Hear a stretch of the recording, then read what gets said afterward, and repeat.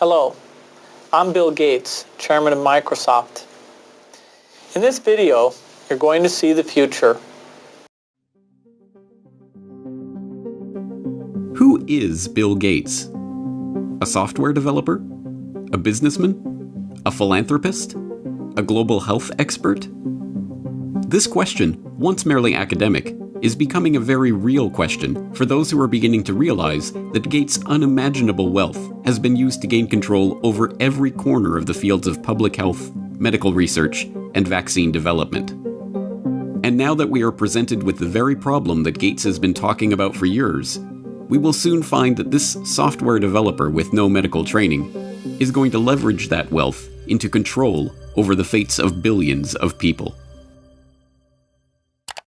Because until we get almost everybody vaccinated globally, we still won't be fully back to normal. Bill Gates is no public health expert. He is not a doctor, an epidemiologist, or an infectious disease researcher. Yet somehow, he has become a central figure in the lives of billions of people, presuming to dictate the medical actions that will be required for the world to go back to normal. The transformation of Bill Gates from computer kingpin to global health czar is as remarkable as it is instructive, and it tells us a great deal about where we are heading as the world plunges into a crisis, the likes of which we have not seen before. This is the story of how Bill Gates monopolized global health. You're tuned into the Corbett Report. Until his reinvention as a philanthropist in the past decade, this is what many people thought of when they thought of Bill Gates. In the case of the United States versus Microsoft, the US Justice Department contended that the software giant had breached antitrust laws by competing unfairly against Netscape Communications in the internet browser market, effectively creating a monopoly. Bill's first concern was that the prosecution could potentially block the release of his company's latest operating system, Windows 98. Okay, you asking me about when I wrote this email, or what are you asking me about? I'm asking you about January of 1996. That month. Yes, sir. And what about it? What non-Microsoft browsers were you concerned about in January of 1996? I don't know what you mean concerned. What is it about the word concerned that you don't understand?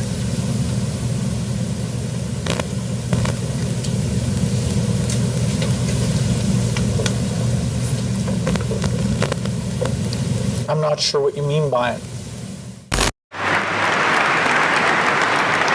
We're going to be working together on Microsoft Office, on Internet Explorer, on Java, and I think that it's going to lead to a very healthy relationship. So it's a package announcement today. We're very, very happy about it. We're very, very excited about it. And I happen to have a special guest with me today via satellite downlink. And if we could get him up on the stage right now.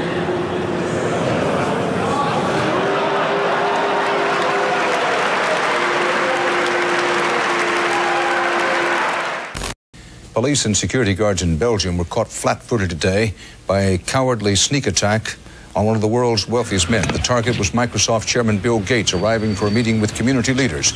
Watch what happens when a team of hitmen meet him first with a pie in the face.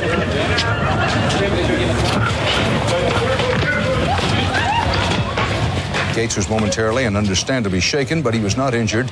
The hit squad piled on with two more pies before one of them was wrestled to the ground and arrested. The others, for at least the moment, got away. Gates went inside, wiped his face clean, and made no comment. He then went ahead with his scheduled meeting. No word on the motive for this attack. But once reviled for the massive wealth and the monopolistic power that his virus-laden software afforded him, Gates is now hailed as a visionary who is leveraging that wealth and power for the greater good of humanity.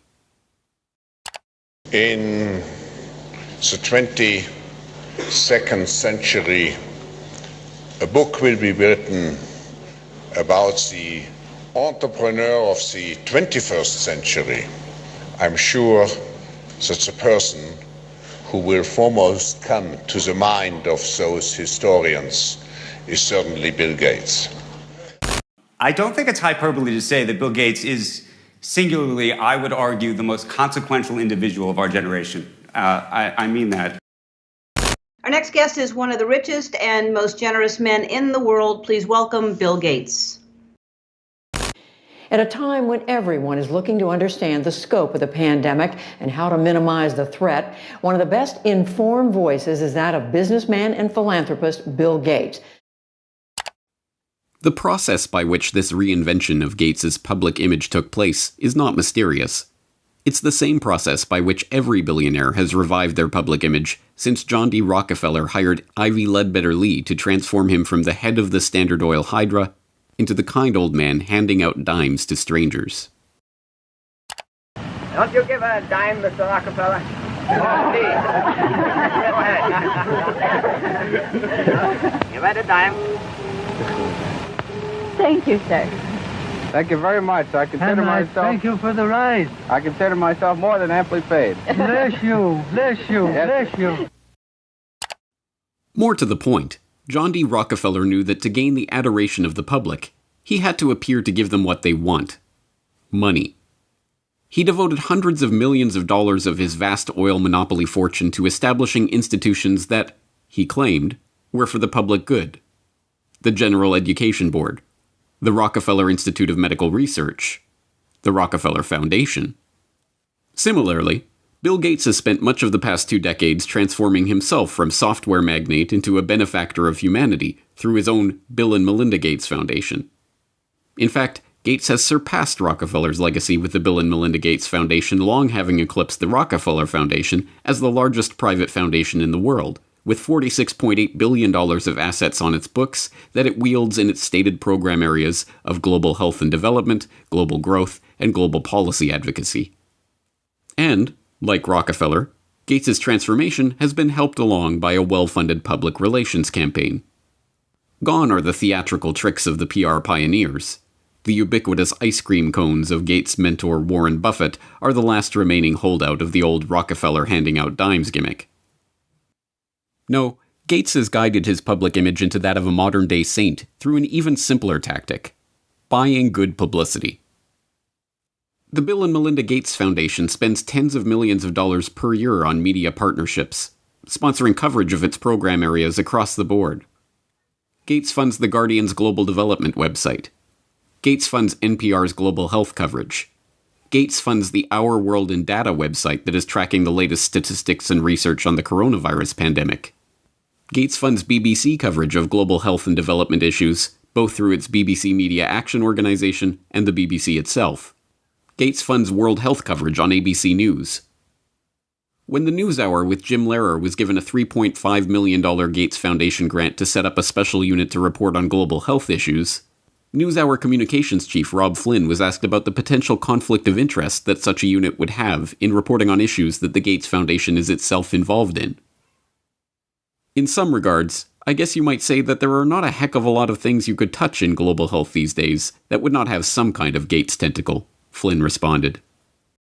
Indeed, it would be almost impossible to find any area of global health that has been left untouched by the tentacles of the Bill and Melinda Gates Foundation. It was Gates who sponsored the meeting that led to the creation of Gavi, the Vaccine Alliance, a global public-private partnership bringing together state sponsors and big pharmaceutical companies whose specific goals include the creation of healthy markets for vaccines and other immunization products. As a founding partner of the alliance, the Gates Foundation provided $750 million in seed funding and has gone on to make over $4.1 billion in commitments to the group. Gates provided the seed money that created the Global Fund to Fight AIDS, Tuberculosis, and Malaria, a public-private partnership that acts as a finance vehicle for governmental AIDS, TB, and malaria programs. When a public-private partnership of governments, world health bodies, and 13 leading pharmaceutical companies came together in 2012 to accelerate progress toward eliminating or controlling 10 neglected tropical diseases, there was the Gates Foundation, with $363 million of support. When the Global Financing Facility for Women, Children, and Adolescents was launched in 2015 to leverage billions of dollars in public and private financing for global health and development programs, There was the Bill and Melinda Gates Foundation as a founding partner with a $275 million contribution. When the Coalition for Epidemic Preparedness Innovations was launched at the World Economic Forum in Davos in 2017 to develop vaccines against emerging infectious diseases, there was the Gates Foundation with an initial injection of $100 million. The examples go on and on. The Bill and Melinda Gates Foundation's fingerprints can be seen on every major global health initiative of the past 2 decades. And beyond the flashy multi-billion-dollar global partnerships, the foundation is behind hundreds of smaller country and region-specific grants, $10 million to combat a locust infestation in East Africa, or $300 million to support agricultural research in Africa and Asia, that add up to billions of dollars in commitments. It comes as no surprise, then, that far beyond the $250 million that the Gates Foundation has pledged to the fight against coronavirus, every aspect of the current coronavirus pandemic involves organizations, groups, and individuals with direct ties to Gates funding. From the start, the World Health Organization has directed the global response to the current pandemic. From its initial monitoring of the outbreak in Wuhan and its declaration in January that there was no evidence of human-to-human transmission, to its live media briefings and its technical guidance on country-level planning and other matters, the WHO has been the body setting the guidelines and recommendations shaping the global response to this outbreak. But even the World Health Organization itself is largely reliant on funds from the Bill and Melinda Gates Foundation. The WHO's most recent donor report shows that the Bill and Melinda Gates Foundation is the organization's second largest donor behind the United States government. The Gates Foundation single-handedly contributes more to the World Health Body than Australia, Canada, France, Germany, Russia, and the UK combined. What's more, current World Health Organization Director General Tedros Adhanom Ghebreyesus is in fact, like Bill Gates himself, not a medical doctor at all, but the controversial ex-Minister of Health of Ethiopia, who was accused of covering up 3 cholera outbreaks in the country during his tenure. Before joining the WHO, he served as chair of the Gates-founded Global Fund to fight AIDS, tuberculosis, and malaria, and sat on the board of the Gates-founded Gavi, the Vaccine Alliance, and the Gates-funded Stop TB Partnership. The current round of lockdowns and restrictive stay-home orders in Western countries were enacted on the back of alarming models predicting millions of deaths in the United States and hundreds of thousands in the UK. Imperial College in London released a COVID-19 report, and that's where most of our U.S. leaders are getting the information they're basing their decision-making on.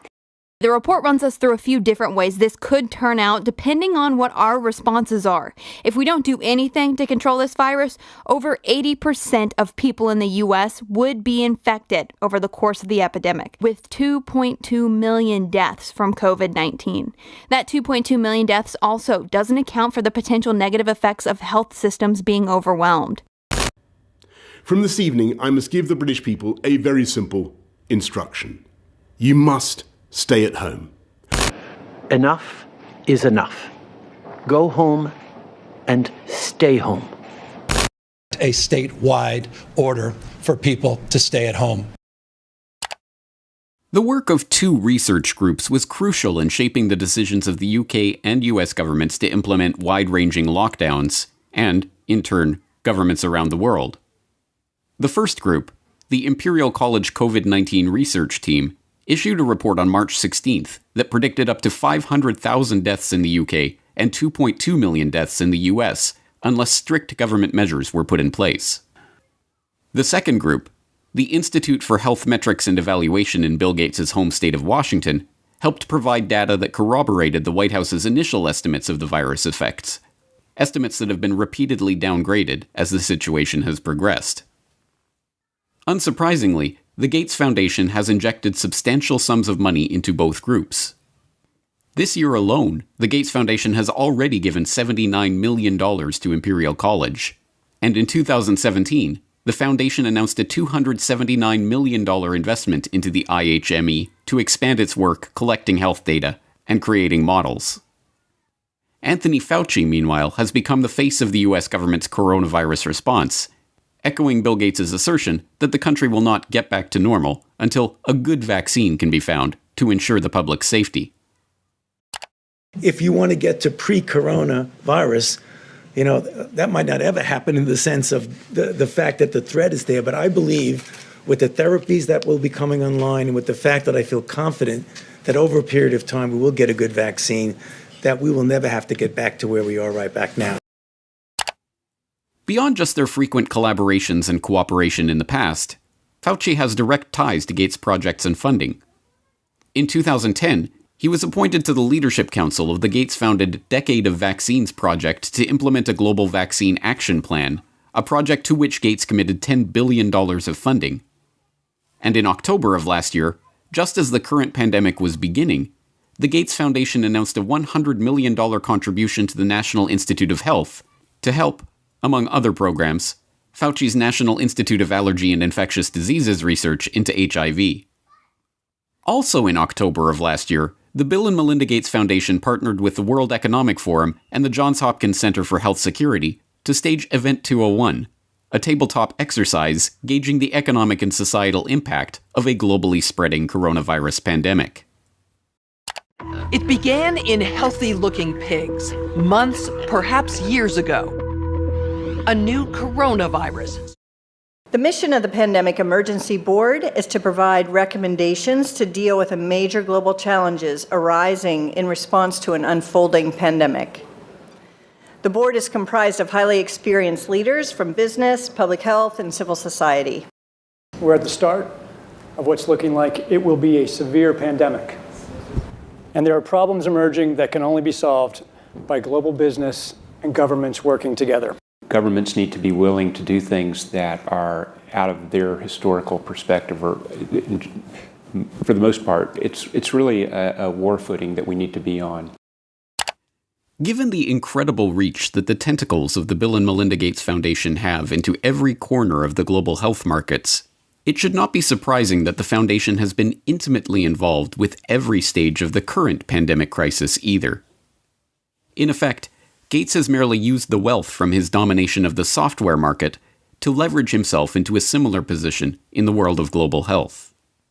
The whole process has been cloaked in the mantle of selfless philanthropy, but the foundation is not structured as a charitable endeavor. Instead, it maintains a dual structure. The Bill and Melinda Gates Foundation distributes money to grantees, but a separate entity, the Bill and Melinda Gates Foundation Trust, manages the endowment assets. These two entities often have overlapping interests, and, as has been noted many times in the past, grants given by the foundation often directly benefit the value of the trust's assets. One of my favorite parts about my job at the Gates Foundation is that I get to travel to the developing world, and I do that quite regularly.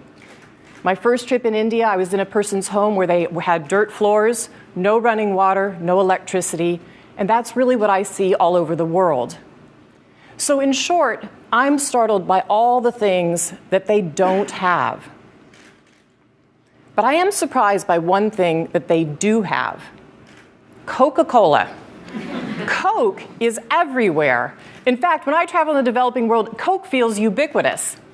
And so when I come back from these trips and I'm thinking about development and I'm flying home and I'm thinking, well, we're trying to deliver condoms to people or vaccinations, you know, Coke's success kind of stops and makes you wonder, how is it that they can get Coke to these far-flung places? And if they can do that, why can't governments and NGOs do the same thing? And the charity of Microsoft founder Bill Gates and his wife Melinda is under criticism following the disclosure. It substantially increased its holdings in the agribusiness giant Monsanto to over $23 million. Critics say the investment in Monsanto contradicts the Bill and Melinda Gates Foundation's stated commitment to helping farmers and sustainable development in Africa. The study from the pressure group Global Justice Now paints a picture of the Gates Foundation partly as an expression of corporate America's desire to profit from Africa, and partly a damning critique of its effects. You could have a case where the initial research is done by a Gates-funded institution, the media reporting on how well that research is conducted is done, the media outlet is a Gates-funded outlet and maybe a Gates-funded journalist from a media programme, and then the programme is implemented more widely by a Gates-funded NGO. I mean, there are some very insular circles here. Among the many criticisms, the idea that private finance can solve the problems of the developing world. Should poor farmers be trapped into debt by having to use chemicals or fertilizers underwritten by offshoots of the foundation? This is no mere theoretical conflict of interest. Gates is held up as a hero for donating $35.8 billion worth of his Microsoft stock to the foundation. But during the course of his decade of vaccines, Gates' net worth has actually doubled, from $54 billion to $103.1 billion. The Rockefeller story provides an instructive template for this vision of tycoon turned philanthropist. When Rockefeller faced a public backlash, he helped spearhead the creation of a system of private foundations that connected in with his business interests. Leveraging his unprecedented oil monopoly fortune into unprecedented control over wide swaths of public life, Rockefeller was able to kill two birds with one stone, molding society in his family's own interests, even as he became a beloved figure in the public imagination. Similarly, Bill Gates has leveraged his software empire into a global health, development, and education empire, steering the course of investment and research and ensuring healthy markets for vaccines and other immunization products. And, like Rockefeller, Gates has been transformed from the feared and reviled head of a formidable hydra into a kindly old man, generously giving his wealth back to the public. But not everyone has been taken in by this PR trick. Even The Lancet observed this worrying transformation from software monopolist to health monopolist back in 2009, when the extent of this Gates-led monopoly was becoming apparent to all. The first guiding principle of the Bill and Melinda Gates Foundation is that it is driven by the interests and passions of the Gates family. An annual letter from Bill Gates summarizes those passions, referring to newspaper articles, books, and chance events that have shaped the foundation's strategy. For such a large and influential investor in global health, is such a whimsical governance principle good enough? This brings us back to the question: who is Bill Gates? What are his driving interests? What motivates his decisions? These are not academic questions. Gates' decisions have controlled the flows of billions of dollars, formed international partnerships pursuing wide-ranging agendas, ensured the creation of healthy markets for big pharma vaccine manufacturers. And now, as we are seeing, his decisions are shaping the entire global response to the coronavirus pandemic. Next week, we will further explore Gates' vaccination initiatives, the business interests behind them, and the larger agenda that is beginning to take shape as we enter the new normal of the COVID-19 crisis.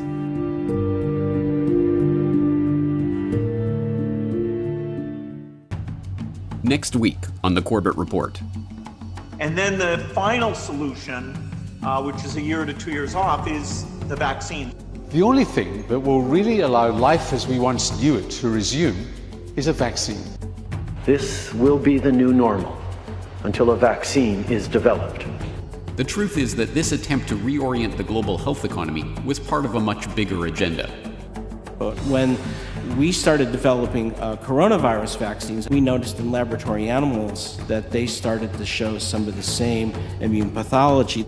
Just to head off the conspiracy theorists, maybe we shouldn't call the vaccine the final solution. Maybe just the best solution. Okay? Bill Gates' plan to vaccinate the world.